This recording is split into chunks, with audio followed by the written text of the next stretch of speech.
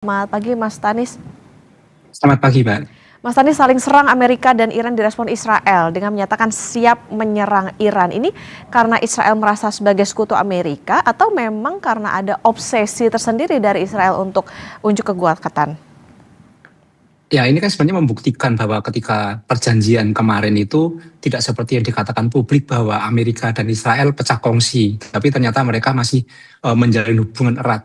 Terbukti Israel mendukung kepentingan dari Amerika. Itu yang pertama. Yang kedua soal serangan.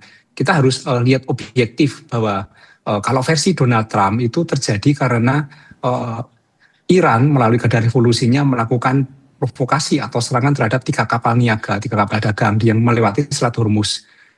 Tapi kemudian Amerika melakukan serangan balasan karena atas hal itu. Kemudian saling serang, Iran melakukan serangan kembali ke negara-negara teluk di mana menjadi sekutu dari Amerika. Jadi kalau kita melihat situasi seperti ini, dalam sebuah perang itu tidak ada aktor tunggal dan tidak ada kepentingan tunggal. Jadi saling mempengaruhi. Artinya bahwa situasi di Timur Tengah saat ini adalah kompleksitasnya tinggi. Yang berarti banyak sekali kepentingan dan banyak sekali aktor yang terlibat sehingga hal itu tidak mudah diurai, apalagi ketika yang terlibat atau yang melakukan perjanjian hanya dua belah pihak. Saya kira tidak bisa serta-merta terus langsung damai, jadi perlu ada kekuatan besar yang menjadi penengah di dalam situasi ini. Oke, situasinya jadi seperti saling pancing sampai akhirnya bisa saling serang. Tapi begini, Mas Tanis, Amerika ini kan menyerang Iran saat dalam keadaan berduka. Apakah bisa dikatakan ini sebagai pemicu Iran membalas dengan keras dengan menyerang negara teluk sekutu Amerika? Ya, siapapun yang akan menjadi Iran ketika sedang berduka, pemimpinnya sedang mau ada prosesi pemakaman pemimpinnya, kemudian dilakukan serangan, pasti akan melakukan hal yang sama. Pasti akan melakukan balasan dengan sangat keras. Karena ini saya kira aspeknya bukan hanya aspek soal serangan, tetapi ini ada soal ya kalau misalnya kita sedang berduka di rumah punya hajatan atau punya suasana seperti ini kemudian diserang, orang pasti akan marah. Pasti akan marah, dan kemarahan ini ditunjukkan Iran dan melakukan serangan-serangan terhadap negara-negara yang menjadi sekutu Amerika di kawasan Teluk. Kita dapat memahami itu gitu loh. Tapi versinya Donald Trump, ketika tadi kita melihat percakapan Donald Trump mengatakan bahwa ada 3 kapal diserang di Selat Hormuz, dan itu dianggap mengabaikan perjanjian sebelumnya bahwa Selat Hormuz adalah sudah terbuka untuk perdagangan.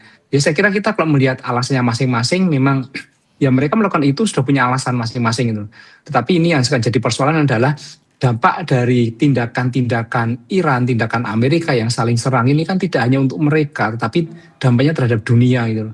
Tapi memang sebaiknya sih menahan diri ya. Ini suasana sedang berduka, kemudian untuk Iran, kemudian ini dunia juga sedang mau memulihkan diri dari situasi ekonomi yang kurang baik. Harusnya menahan diri, tidak saling memprovokasi. Saya kira ini tidak bisa disalahkan satu pihak, pasti kedua belah pihak saling memprovokasi dan saling serang ya.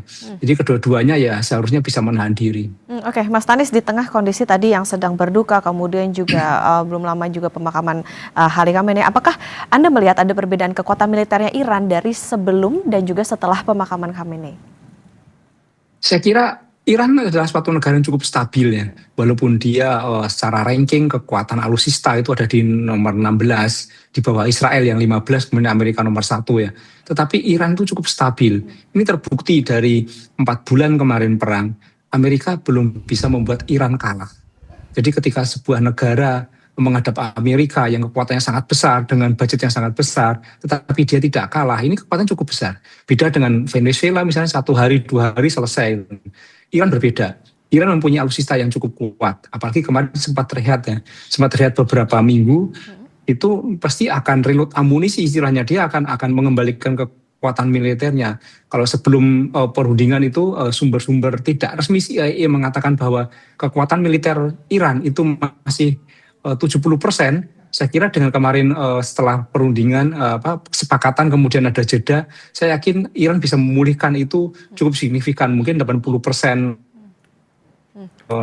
antara 80 sampai 85% bisa pulih lagi. Jadi ini cukup signifikan untuk melawan Amerika. Oke, Mas Tanis, yang juga menjadi sorotan yang ditunggu-tunggu juga, ini kan pemimpin Iran Mojtaba Khamenei belum juga menunjukkan diri. Apakah ini jadi strategi perang Iran atau untuk melindungi pemimpin mereka? Ya, strategi untuk melindungi pemimpin saya kira. Jadi kita lihat bahwa di tengah upacara pemakaman saja, di tengah berkabung itu, Amerika melakukan serangan-serangan. melakukan serangan-serangan.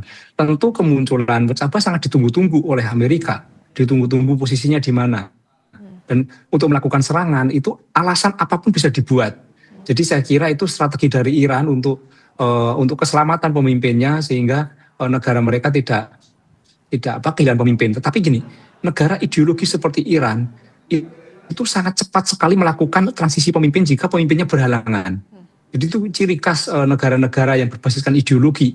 Jadi ketika pemimpinnya sudah mungkin berhalangan, entah itu meninggal dunia, gugur atau apapun, itu mereka sudah menyiapkan siapa pemimpin penggantinya dengan cepat. Jadi saya kira seandainya hal terburuk pun terjadi, Iran tidak akan langsung menjadi lemah, tidak. Tetapi akan terjadi transisi kepemimpinan, paling ada gaya baru atau ada kebijakan baru, tetapi kekuatan mereka soal leader yang berbasiskan ideologi itu tetap kuat. Oke, kalau begitu artinya dengan belum munculnya pemimpin Iran ini menjadi strategi yang baikkah untuk Iran? Kemudian apa yang bisa terjadi jika misalnya nanti suatu hari pemimpin Iran ini akan menunjukkan diri, Mas Tanis? Apa bahayanya? Ya, seandainya pemimpin Iran itu muncul, kemudian dilakukan serangan terhadap pemimpinnya, ini tentu akan menjadi perhatian dunia dan ini pasti akan menjadi sorotan dan ada guncangan, pasti ada guncangan. Tetapi mereka akan mudah sekali melakukan recovery, Iran akan melakukan recovery. Tapi tentu perlindungan terhadap pemimpin itu menjadi salah satu strategi yang cukup kuat dilakukan Iran. Jadi siapapun yang sedang melakukan perang seperti ini pasti akan melakukan strategi untuk menyembunyikan lokasi pemimpin. Tetapi pemimpin yang penting adalah dia tetap bisa melakukan perintah, dia bisa melakukan komunikasi dengan warga, komunikasi dengan instrumennya, itu yang paling penting.